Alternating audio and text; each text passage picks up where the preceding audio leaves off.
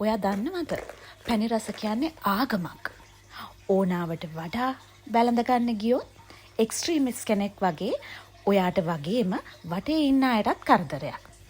හැබැයි ඉතින් ශ්‍රද්ධාවෙන් ගානට වැළඳ ගත්තොත් ජීවිතේ සුන්දර කරයි.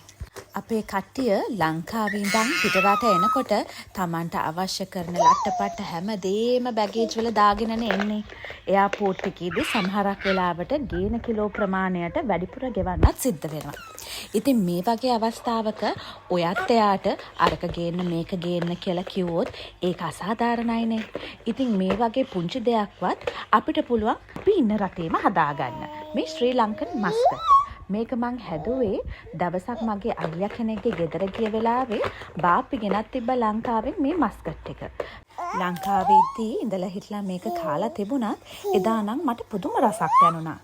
ඉතින් මම හිතුවා ගෙදර ආපු ගමන්ම අනිවාර්යයෙන්ම මේක මම හදා ගන්නවා කියලා.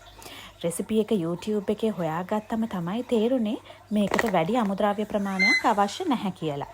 ඉතින් මම රෙසිපි එක ඩිස්ක්‍රිප්ෂන් එකේ දානවා. ඔයත් අනිත් අයට කරදර කරන්නේ නැතුව ගෙදරදීම මේක හදාගෙන බලන්න.